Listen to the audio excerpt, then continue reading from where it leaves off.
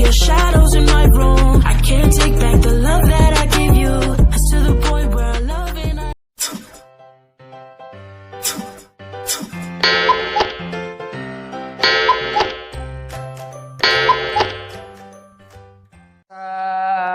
Diangkat menjadi Rasul. Siapa yang angkat? Gubernur atau ketua daerah rumah wanita? Oleh Allah yang kuasa. Allah itu siapa, Mak? Pencipta alam semesta. Itu lagu ibu-ibu dulu, mengajarkan sejarah Nabi. Sekarang apa lagu-lagunya ibu-ibu? Modern mereka, sarjana, istri pejabat, tapi tidak tahu sejarah Nabi. Apa lagunya ibu-ibu sekarang? Yuk, yuk ayo. Yuk ayo, yuk ayo. Apa itu ayo ayo? Ayo apa? Ayo apa? Putar ke kiri nona, putarlah ke kanan, beleng-beleng. Apa itu? Apa gunanya itu lagu-lagumu itu? Putar ke kiri, putar ke kanan. Apa? Katanya majelis taklim, tapi lagunya tidak mendidik. Sudah 3 tahun majelis taklim, seragamnya 4. Olahraga depannya lakinya orang. Dia di depan bajunya sempit. Bapak-bapak di belakang, di depan ibu-ibu 1. Bapak-bapak di belakang 2. Ini kelakuan majelis taklim ini begini. Ketawa ibu-ibu karena ibu begitu toh.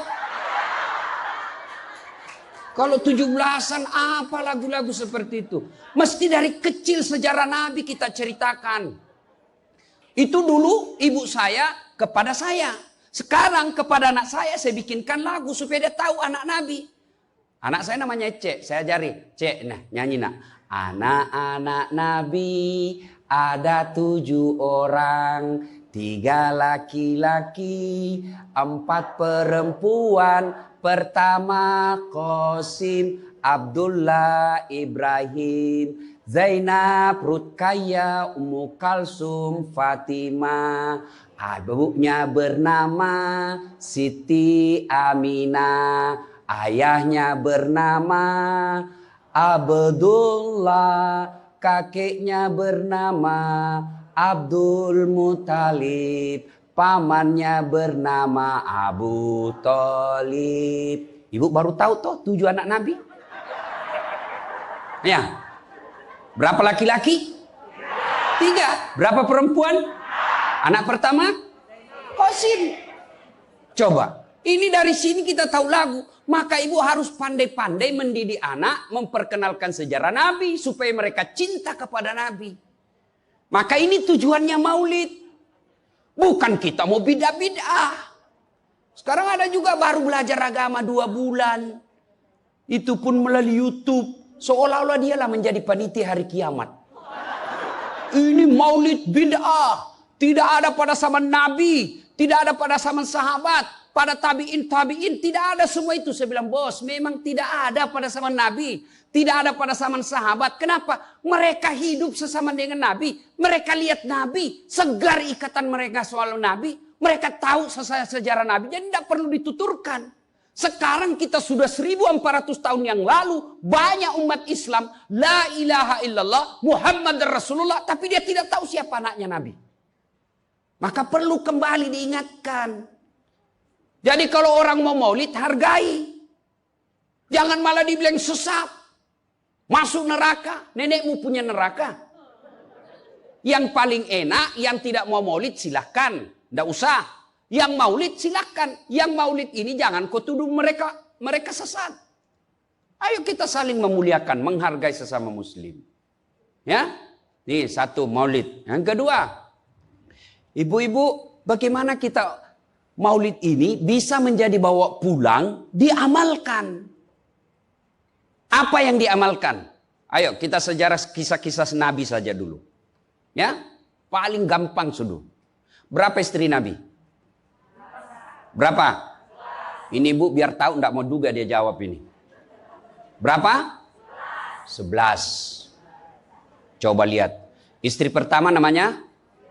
Khadijah. Tua berapa tahun? 15 tahun lebih senior dari Nabi. Sebelum menikah dengan Nabi, beliau paling kaya di Mekah. paling kaya di Mekah. Menikah dengan siapa? Muhammad bin Abdullah. Pegawainya waktu itu, karyawannya. Lalu Khadijah selalu cerita-cerita kelebihan Muhammad kepada asistennya. Namanya Nafisah. Asistennya, dia selalu cerita. Ini Muhammad baik, jujur, kinerjanya bagus, disiplin, sopan ngomong, nguntung juga baik. Nafisah paham. Oh, bunda ini senang sama Nabi. Muhammad waktu itu belum jadi Nabi. Akhirnya apa? Nafisah jadi tim sukses. Tapi bukan tim sukses pilkada. Disuruh bikin baleho 10, cuma 5 dia bikin. Hilang 5. Ya kan? Ini Nafisah datang kepada Muhammad. Muhammad, bagaimana kalau ada perempuan suka kamu? Alhamdulillah. Tapi ini perempuan lebih senior dari kamu. Tidak ada masalah. Lebih tua 15 tahun. Tidak ada masalah. Tapi dia sudah 2 kali janda. Tidak jadi masalah. Tapi dia bosmu, tidak jadi masalah. Yang jadi masalah, benar tidak dia senang sama saya? Kata Nafisah, tenang mas bro, saya punya urusan. Jangan lagi cari dah hadis mas bro, tidak ada. Lalu datanglah Nafisah kepada Khadijah.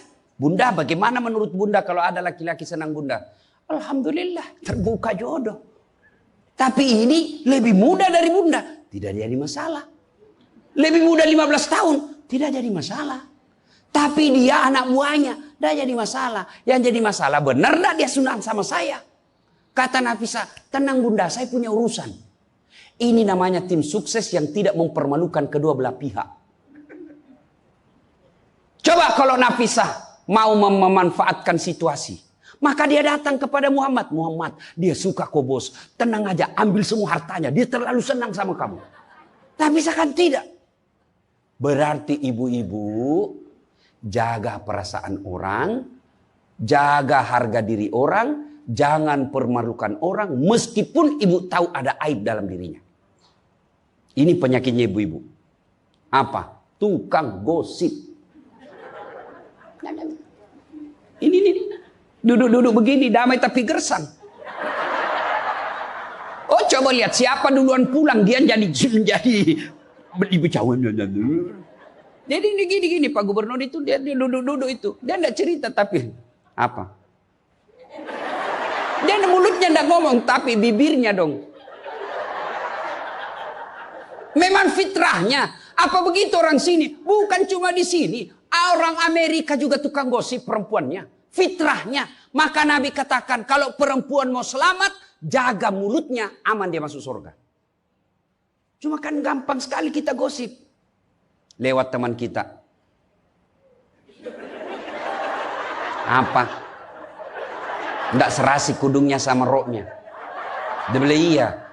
Lipstiknya palsu. Kenapa kau tahu? Melengket di giginya. Semua mau diurus. Iya kan? Ini penyakit kita. Semua mau diurus. Ustadz aja dia gosip. Itu juga bajunya waktu di YouTube. Saya dengar tadi dilewat tadi saya dengar. Itu juga bajunya waktu di YouTube. Astagfirullah. Inilah penyakit ibu-ibu. Ibu. Mau gampang masuk surga? Ketika Nabi Isra Mi'raj kan dibawa jalan-jalan masuk surga. Subhanallah. Alhamdulillah. Banyak perempuan dalam surga. Begitu Nabi dibawa lihat neraka. Nauzubillah min zalik. Ya Allah ampuni hambamu. Ya Allah ampuni umatku. Ya Allah. Kenapa? Perempuan ternyata lebih banyak dalam neraka. Ditanya kenapa bisa begitu? Ada 2 kelemahan perempuan. 1, tidak mampu menjaga suaminya. Tidak mampu mengurus suaminya. Dan yang kedua tidak mampu menjaga lisannya. Jadi kalau ibu mampu menjaga lisan, aman. Itulah gunanya masker. Supaya ibu semua mau diurusin. Iya kan penyakit kita. Ya, Bu. Maka bertanyalah ibu-ibu di Makassar. Ustadz yang saya cerita ini kan benar. Memang begitu sifatnya Ustadz. Itulah benarnya namanya ghibah. Tidak boleh kita cerita kejelekan orang. Kalau dia salah yang ibu cerita namanya fitnah. Tidak ada jalan. Ayuhibbu ahadukum, kata Allah, sukakah kamu memakan bangkai sesamamu manusia? Maka berhenti cerita kejelekan orang. Jadi gimana solusinya, Ustaz? Ketika datang orang cerita, Bu, katanya, na'udzubillah min zalik, kita berlindung kepada Allah dari keburukan itu, Bu. Belum tentu suami kita lebih baik dari dia. Berhenti itu. Cuma kan enggak kita. Memang. Enggak tahu persoalan. Biar enggak tahu persoalan. Ikut campur. Ibu kalau suka ikut campur bikin urusannya ibu, nanti takdirnya seperti tauge. Tahu tauge? Tahu tauge? Coba lihat tauge, Bu. Kita bikin soto Banjar, ada. Pecel, sayur, lemper, ada. Ada tuh kalau di Makassar ada lemper. Ayo, maka karena dia selalu ikut campur, Allah takdirkan semua tauge bengkok. Dan ada yang lurus toh? Maka kalau ada ibu-ibu majelis begini kumpul, teriaki saja, pagi-pagi toge nih ya. Ini penyakit perempuan. Maka ini gunanya kita peringati maulid supaya ibu-ibu pulang berhenti cerita kejelekan orang. Tidak ada gunanya, menghabiskan amal-amal kita. Nabi pernah kumpul para sahabat dan bertanya, atadruna manil muflis? Saudara-saudara sekalian, kau tahu siapa yang bangkrut nanti di akhirat? Mereka tidak sholat ya Rasul, dia sholat. Yang tidak puasa ya Rasul, dia puasa. Yang tidak haji ya Rasul, dia haji. Yang tidak bayar zakat ya Rasul, dia zakat sedekah. Kalau begitu siapa yang bangkrut ya Rasul? Jarusu wa khati'ur rahim. Tetangga yang jahat sama tetangganya dan yang suka memutuskan tali persaudaraan. Dan salah satu jahat sama tetangga dan memutuskan tali persaudaraan adalah mereka suka menceritakan kejelekan orang. Adakah orang yang senang dicerita kejelekannya? Ada? Ada? Ada, Ibu? Lalu untuk apa kita cerita orang? Rajin betul istrinya majelis taklim. Baik betul itu istrinya. Tapi kasihan suaminya selingkuh kiri kanan. Lalu apa untungnya Ibu cerita? Ibu? Hei. Hei. Satu. Pulang pengajian. Tinggalkan gosip. 2. Rasulullah setelah menikah dengan Khadijah. Usia 40 tahun. Nabi dilantik menjadi Rasul.